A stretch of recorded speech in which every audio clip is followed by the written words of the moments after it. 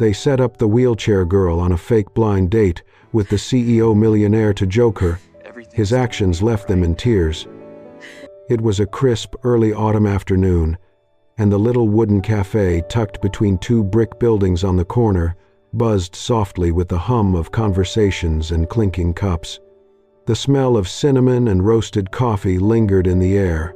It was the kind of place where no one dressed up too much, and no one tried too hard. Emotions, if any, would show clearly here. Emily Bennett sat quietly in a corner, near the large front window, her back straight but her hands twisting around the strap of her bag. Her golden hair was tied low, neatly behind her shoulders. Her face, delicate and pale, seemed calm at first glance, but her deep, dark eyes flickered with nerves. She kept adjusting her scarf, her fingers trembling slightly. The wheelchair was barely visible beneath the round wooden table. She had positioned herself carefully, hoping the table would shield it from view for as long as possible. It was her first date in over 3 years. She had only agreed because an old college friend insisted the guy was just a normal, nice guy, and it would be low pressure. She had made sure it wasn't some charity setup. They promised it wasn't. Emily had wanted to believe them. But across the room, at a table by the window, 3 of those same friends huddled with iced lattes and cruel smirks. 2 women, 1 man, all former classmates, whispered as they tilted a phone to record from a distance.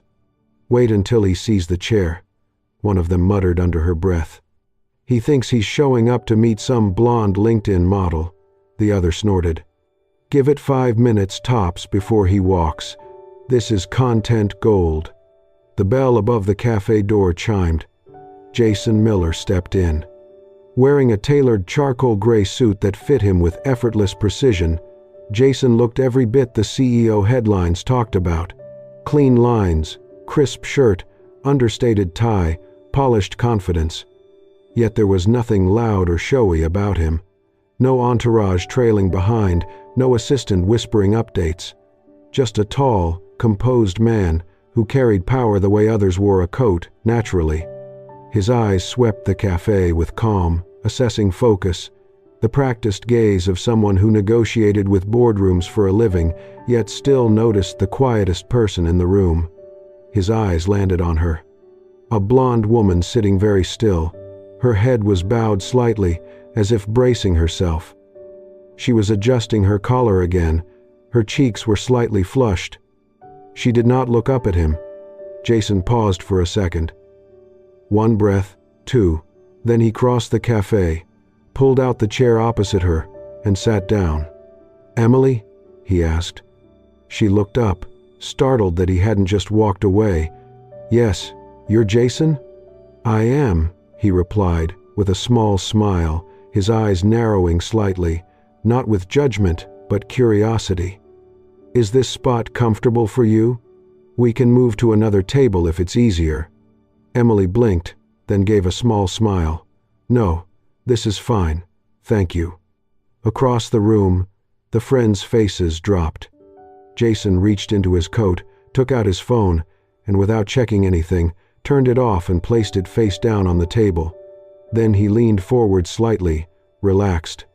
For the next 45 minutes, they talked.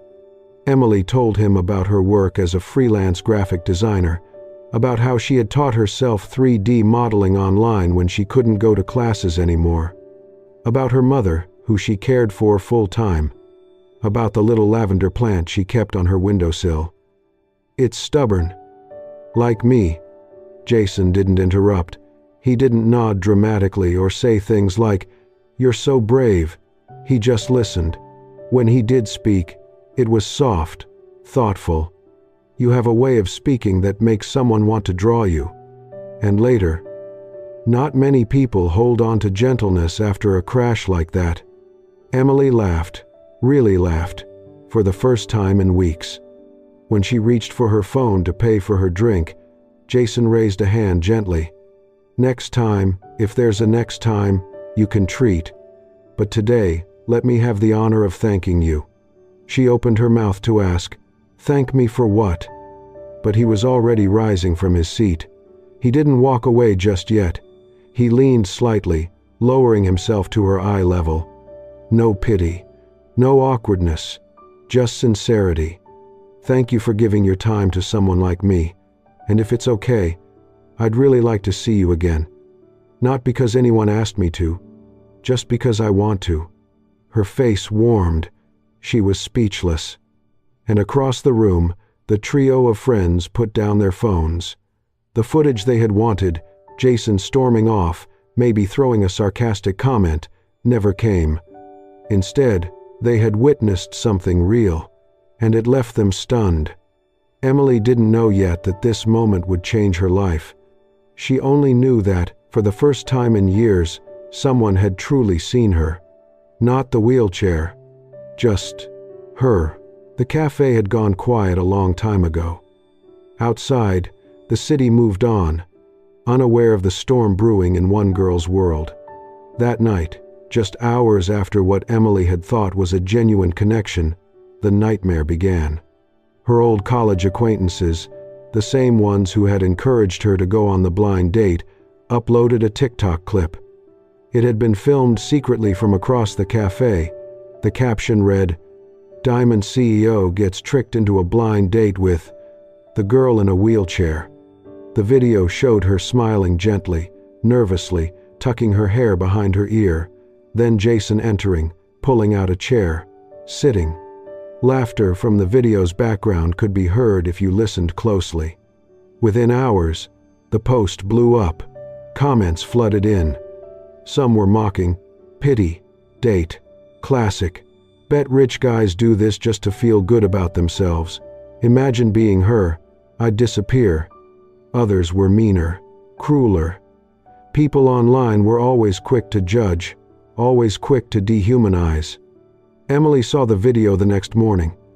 She sat in her room, sunlight barely reaching through the curtains. She clicked the link someone sent her. She froze. For 30 seconds, she didn't breathe. Then her hands started to shake. Her face turned white as she scrolled through the comments.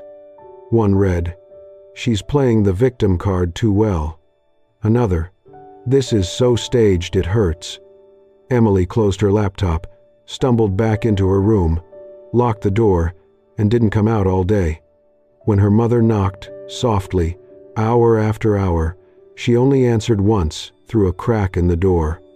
"I'm fine, Mom. Just tired. Just sleepy." But inside, she was folding in on herself.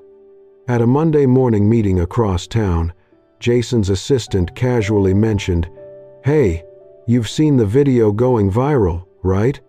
Jason looked up. "What video?" The assistant hesitated, then pulled it up. Jason watched the first 10 seconds without expression. At 20 seconds, his jaw clenched. By the end, he had turned off the screen.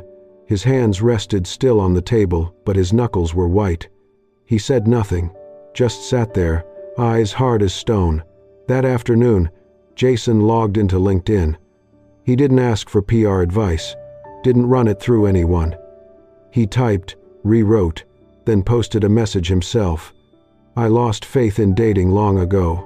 But yesterday, I met someone who made me believe again. If you want to joke, do it without using the heart of someone brave as your punchline." Jason Miller. The post spread like wildfire. It hit a nerve. Some who had laughed at the video before came back to apologize. "I was wrong. This hit me hard. Emily, if you're reading, none of us deserve you. Jason, thank you for standing up." Meanwhile, Emily shut everything down. She deleted her accounts, declined freelance jobs. She sat alone in the same room where she had once dared to believe she could belong in the world again, and now, all she saw were shadows. To her, every notification was a new bullet. Every buzz of her phone sounded like someone laughing at her. Her mother knocked again that evening, voice soft but pained. "Emily, when people treat you cruelly, it speaks about them, not you." But Emily didn't answer. Jason had no way to reach her, no number, no social, nothing. But he remembered one thing: the name on her drink order at the cafe. He searched the system, found the email she used, and wrote, "You did nothing wrong. Thank you for being exactly who you were during that date. If you're okay, I'm glad. If you're not, and you want to walk or just sit in silence, I'm still here. J.M." That night, Emily sat in her dark room, wrapped in a blanket, the faint sound of the TV murmuring from the living room. The news anchor was mentioning something about Jason Miller's LinkedIn post and the unexpected kindness that shocked the internet. Emily opened her inbox, saw the message. Her hand hovered over the keyboard, then stopped. She didn't reply, but her eyes welled up, not from shame. Not this time. Someone had chosen to stand beside her, when even she couldn't stand beside herself. Emily's first email was short. Just one sentence. "Thank you for not walking away." Jason didn't reply immediately, but when he did, it was just as simple. "I'm taking a walk in the park near your neighborhood this Saturday morning. If you need air or just want to see someone who won't ask too many questions, feel free to come." She read it twice, then again, and didn't respond. But on Saturday, she was there. She wheeled herself to a quiet bench near the walking path, under a maple tree that had just begun to turn gold. She didn't go over to him. She didn't have to. Jason was already sitting on a bench a few yards away, phone in hand, doing absolutely nothing. He didn't wave.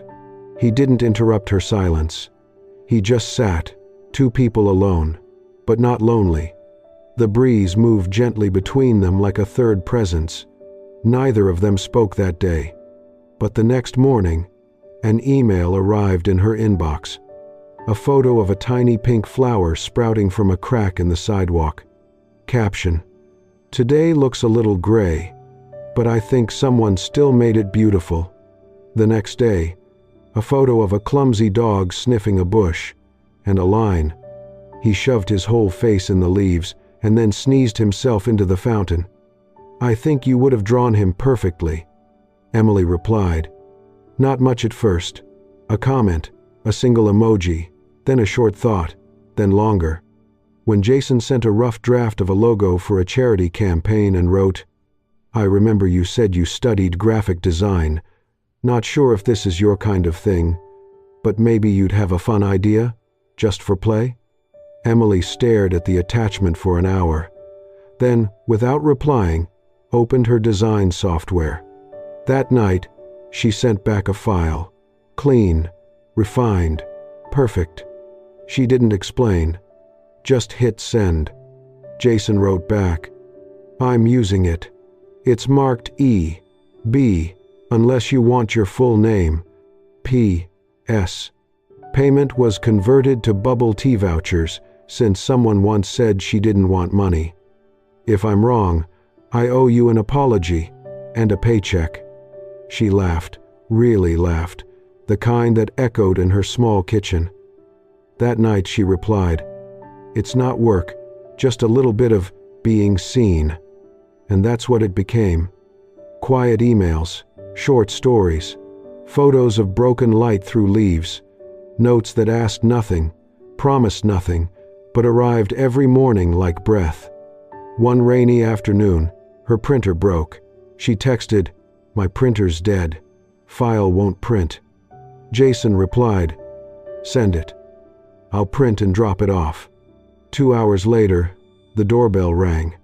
She opened the blinds and saw him standing outside the gate, holding a paper bag covered in waterproof wrap. He didn't call out. He just left it and walked back to his car. Inside was the design, printed in full color, and a smaller package. A slice of lemon loaf cake, soft and warm. With it, a note. "Guessing you forgot to eat while working. If I'm wrong, eat it anyway. It's good." That night, Emily's mother passed by her door and heard something rare, her daughter laughing. She knocked lightly. "Are you dating someone?" Emily looked up, cheeks pink. "No." Just someone who doesn't make me feel small." Her mother smiled, said nothing, and walked away. Days passed. The routine continued. Until one evening, Jason's email arrived with only a single sentence. "I don't know if I can make you believe in the world again, but I believe in you. Enough to wait." Emily stared at it for a long time. Her fingers hovered over the mouse, then moved to the wheel of her chair. She whispered, "If you're patient enough, maybe I can stand again, even if it's only with my heart." For the first time in years, Emily Bennett dared to let the light in. After weeks of quiet emails and silent companionship, something inside her began to shift. Not all at once, but gradually, like a sunrise that didn't rush the dark. With a hesitant heart, she launched her own tiny shop from the corner of her home. She called it Belle's Shed, handmade and honest. It wasn't grand, just a set of shelves filled with hand-poured candles, simple soaps, and soft-toned home decor pieces wrapped lovingly in paper she designed herself. The logo, a pressed lavender sprig inside a wax stamp, was her quiet signature. Her first thank you card, tucked into a small candle box, read, "My hands aren't as fast as they once were, but my heart still knows how to make something beautiful." Orders trickled in. A neighbor, then two. Someone from across the street who'd always nodded but never spoken before. Then, a sudden flurry of 5-star reviews came from usernames she didn't recognize. She never guessed they belonged to Jason. Each review was detailed, sincere, not flattery, just truth. The lavender one smells like peace after a long day. Or, "Belle, whoever you are, don't stop making these." Then came a box left at her door. Inside, premium wax beads, dried petals, oils, and a folded note in handwriting she now knew by heart. "Your lavender made a long day feel gentle. Don't stop, Belle." That night, she worked late into the evening, fulfilling her first wave of real demand. She skipped dinner without realizing. Her hands ached, her eyes stung. She kept pouring wax, lining up jars on the counter, until a tremor in her fingers betrayed her. The tray slipped. Dozens of candles crashed to the floor. Glass shattered, fragrance spilled. Emily froze, then dropped to the floor, helpless as wax bled across her tiles. Her chest tightened. She curled forward, head in her hands. Tears came, slow at first, then shaking. "I can't do this," she whispered. "I'm not strong enough. I'm not." The doorbell rang. She didn't move. A moment later, a knock. Then the sound of a key in the lock. Jason had never used it before, but she had given it to him 2 weeks ago without thinking. He didn't speak when he saw her on the floor. He didn't gasp. He didn't ask if she was okay. He simply knelt down beside her and started picking up glass. One by one, carefully, in silence. Then he wiped wax from the floor, set the upright jars aside, checked her hands for cuts, and said nothing that sounded like comfort, but everything that felt like it. By the time the sky paled through the window, the kitchen was clean again. Jason stood and filled the kettle. Emily sat at the table, a blanket around her shoulders. He placed a warm mug of tea beside her, sat across from her, and drummed his fingers gently on the wood, slow and soft, like a lullaby. Her voice cracked. "You don't have to stay for this." Jason looked up, quiet. "Neither do you. But if you're going through it, you don't have to be alone." She stared at him, her eyes glassy and raw. He didn't smile. He didn't touch her. He just stayed, and in that fragile silence, something stronger than pity formed between them. Something not loud, not rushed, but real. Healing, Emily would learn, didn't come in grand gestures. Sometimes it came in the shape of a man sitting on your kitchen floor at 3 a.m., helping you clean up the pieces without ever asking why they broke. The darkness came back before Emily even saw it coming. It started with a post. A photo, old, untouched by time, of her standing in a track uniform, laughing, alive, upright. The caption, dripping with venom, read, "She's been playing the poor me act for years, nothing like a sad story to sell scented candles to soft hearts." It came from him, the boy who once said he loved her, the one behind the wheel the night her world ended. He had vanished after the crash. But now, he returned not with remorse, but with a smear. The post spread like wildfire. Words she'd never imagined attached to her name now littered comment sections. Scammer. Faking it for pity points. She's been lying to everyone. Customers began to cancel orders. Some demanded refunds. A few sent angry emails, accusing her of milking trauma. Within 48 hours, her store's online rating dropped. She tried to respond, then gave up. It got worse. Her mother collapsed at home 2 days later. The diagnosis came fast and unforgiving. Acute heart complications.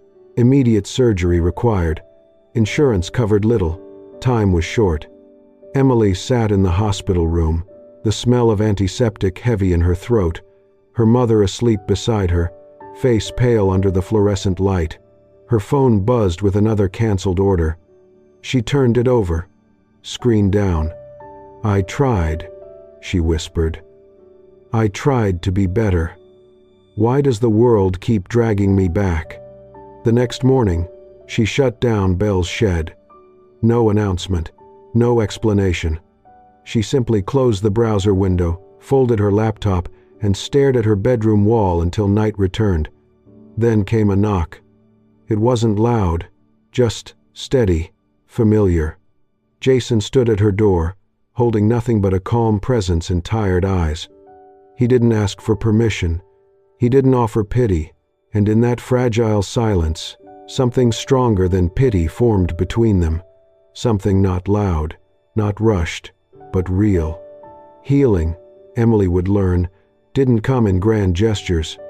Sometimes it came in the shape of a man sitting on your kitchen floor at 3 a.m., helping you clean up the pieces without ever asking why they broke. The darkness came back before Emily even saw it coming. It started with a post. A photo, old, untouched by time, of her standing in a track uniform, laughing, alive, upright. The caption, dripping with venom, read, "She's been playing the poor me act for years, nothing like a sad story to sell scented candles to soft hearts." It came from him, the boy who once said he loved her, the one behind the wheel the night her world ended. He had vanished after the crash. But now, he returned not with remorse, but with a smear. The post spread like wildfire. Words she'd never imagined attached to her name now littered comment sections. Scammer. Faking it for pity points. She's been lying to everyone. Customers began to cancel orders. Some demanded refunds. A few sent angry emails, accusing her of milking trauma. Within 48 hours, her store's online rating dropped. She tried to respond, then gave up. It got worse. Her mother collapsed at home 2 days later. The diagnosis came fast and unforgiving. Acute heart complications. Immediate surgery required. Insurance covered little. Time was short. Emily sat in the hospital room, the smell of antiseptic heavy in her throat, her mother asleep beside her, face pale under the fluorescent light. Her phone buzzed with another canceled order. She turned it over. Screen down. "I tried," she whispered. "I tried to be better. Why does the world keep dragging me back?" The next morning, she shut down Belle's Shed. No announcement, no explanation. She simply closed the browser window, folded her laptop, and stared at her bedroom wall until night returned. Then came a knock. It wasn't loud, just steady, familiar. Jason stood at her door, holding nothing but a calm presence and tired eyes. He didn't ask for permission. He didn't offer pity, and for once, didn't doubt that someone meant it. The small victory of reopening Belle's Shed felt like a fragile blossom in Emily's life, and one golden afternoon, under the soft glow of the early summer sun, she and Jason stood in her little backyard garden, among lavender pots and soft green leaves. The festival crowd had shown interest in her candles. The shop was getting attention. Jason had guided her outside, away from the orders, the messages, the noise. He turned to her, voice calm but serious. "I don't want to be the kind of man who just shows up, does something nice, and then disappears. I want to stay. With you. For real." Emily's hands dropped to her lap. Her eyes, once bright, flickered with hesitation. She took a long breath, fingers tightening around the fabric of her dress. Finally, she whispered, "You deserve someone who isn't broken, someone whole." Jason reached out, his fingers brushing hers. He didn't push, he didn't demand. He only offered presence. The silence stretched between them, not angry, not peaceful. A fault line opened, quietly. A week passed. Jason's messages slowed. Business at his company demanded more of him. He traveled. He answered fewer calls. Emily waited, but the waiting felt heavy. In the empty quiet of her apartment, she felt small. Her mother, noticing the change, sat beside her one evening. "Sweetheart," she said, "he's built a big world. Sometimes a small body can't keep up." Emily nodded, though each word hit like salt on an open wound, because she remembered the accident, the abandonment, the nights alone. She slipped away quietly, closed the shop's website, deleted the saved texts. Her final message to Jason was short, crisp, an armor more than a goodbye. "Thank you for coming into my life. I'm okay now. You should live yours." Days passed. Jason did not respond. 2 whole days. Then, finally, he came. He walked into the workshop like a man walking into a courtroom, his voice cold but not cruel, just steady. "So, this is how you say goodbye?" Emily turned, eyes red, hands shaking. She collapsed onto her wheelchair. Tears fell, soft but unforgiving. "I can't compete with your world," she said. "I don't want to be another burden." "Not now." Jason sighed, a sound like conceding to pain. He spoke softly, but each word felt heavy. "I don't know what I have to do for you to trust me. I don't know how to be enough. If you don't want me, I'll go." He didn't storm out. He didn't plead. He just turned away and walked out. Emily watched until the back gate closed. And for the first time in many months, all she felt was emptiness. For weeks, Jason disappeared from social media. No updates, no witty posts, no new photos from his tech events or quiet bookshop corners. Emily noticed. Even though she had told herself it was over, her eyes still searched for his name in the digital silence. Each empty screen felt like confirmation that he had moved on, but her heart wasn't convinced. One rainy Tuesday, as she was restocking a shelf in her shop, the bell above the door rang. A delivery man stood there with a slim brown package addressed only to E.B. in Jason's handwriting. Inside was her sketchbook, the same one she had brought to the cafe on their very first meeting. She thought it was lost, misplaced in the whirlwind of everything that followed, but Jason had kept it. Quietly, safely. Between the pages, folded neatly, was a handwritten note on cream stationery. "I took this so I could remember who you were, especially if you ever forgot. If you need me, just say the words, 'Don't go,' once, Jason." Emily's fingers trembled as she held the book. Her breath caught in her throat. That night, she didn't eat. She didn't sleep. She just sat at her desk, flipping through the pages she had once been too scared to share. Each sketch was raw, imperfect, but honest, like her. The next morning, her mother knocked gently on the door, then stepped in when Emily didn't answer. "You're crying," her mother said quietly, sitting beside her. Emily tried to wipe her face. I don't know what to do." Her mother reached out, held her hand, and said something she had never said before. "You've spent so long being afraid of being left. You convinced yourself you had to carry everything alone. But strength, sweetheart, real strength, is knowing when to let someone love you." That was it. The moment the walls cracked. By early afternoon, Emily had closed the shop. She didn't message, she didn't call, she simply went. She arrived at Jason's office, only to be told he was at the hospital. His mother had been admitted the day before. Emily didn't hesitate. She found him sitting beside a hospital bed, a book open but unread in his lap. His shirt was wrinkled, his eyes hollow, a shadow of stubble along his jaw. He looked tired, so tired, but still solid. Jason turned at the sound of her wheelchair, softly rolling closer. Their eyes met, and for a long second, neither moved. Then Emily spoke. Her voice was barely more than a whisper. "Jason, don't go." He didn't say a word, just stood up and walked to her.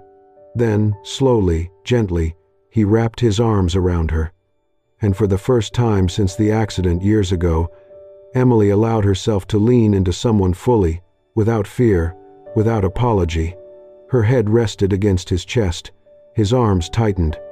No explanations, no grand declarations, just warmth, breath, presence. The sterile hospital hallway faded behind them. In that moment, all that existed was the quiet knowing that even broken things could be held. And maybe, just maybe, loved.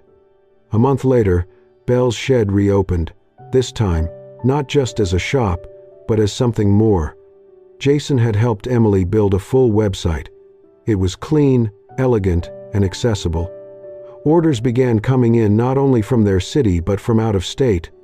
People weren't just buying candles anymore, they were supporting something they believed in. Emily launched her first online course, Candlelight for Quiet Souls, specifically designed for individuals with disabilities. Her students ranged from a teenage girl recovering from surgery to a retired veteran rebuilding his routine. Every week, Emily recorded video tutorials with her gentle voice guiding through each step. In the background of one video, Jason's voice could be heard arguing with her, playfully, about wax colors. "I'm telling you, orange and cedarwood is a classic fall combo." "That's because you have zero sense of elegance," Emily teased. "Elegance is overrated. This smells like comfort." They both laughed. It wasn't perfect, but it was real. One day, a well-known lifestyle influencer, who had once ordered her lavender tea lights, invited Emily onto her podcast. Jason offered to handle her tech setup but sat quietly off camera during the interview. Emily sat up straight, wearing a soft gray sweater, her hair loosely tied. When asked how she overcame everything, she didn't blink. "I didn't overcome it," she said. "I just learned how to live with it, and to let myself be happy, even if not everything is fixed. Even if I am not whole in the way people expect, I'm still me, and that's enough." That episode was shared widely, not because it was dramatic, but because it was honest. One evening, long after sunset, Emily and Jason sat outside in her backyard. The fire pit crackled quietly between them. They wrapped their hands around mismatched mugs of tea. Jason stared into the flames. "I used to think love was about fixing someone, like saving them." Emily smiled. And then, you showed me that sometimes love just means staying, even when it's quiet, even when it's hard. She turned toward him. Her voice was soft. "And you showed me something bigger, that even if my body doesn't stand the way it used to, my heart can still learn how to love again." Neither said anything more. They didn't need to. There was no wedding in the next month, no grand declarations, no fireworks, just mornings and nights, boxes and emails, wax and wicks. Emily sat at the candle station. Jason moved between kitchen and desk, humming as he brewed their usual chamomile blend. Outside, the rain tapped gently against the window pane. Emily glanced up at him, candlelight dancing across her face. "Do you think," she began, "if I had known that first date was a setup, I would have still gone?" Jason turned toward her, placing the mugs down with a smile. "I hope so," he said, "because that was the first time I saw a beautiful girl tying her hair back like she was bracing herself for disappointment, and I knew I'd never be the one to give it to her." They sat in quiet for a moment longer, the soft scent of vanilla and lavender filling the air. And the world, for once, didn't feel like it needed to be fixed. Just felt, just lived, just shared. Emily looked down at her hands, slower now, but steady. She reached across the table, took Jason's hand, and held it in hers. No one saved anyone. They simply chose to stay. Together. No one is perfect. But when someone sees you, fully, truly, and chooses to stay, that's where happiness begins. This was never a story about a wheelchair. It was the journey of a heart, learning to trust again,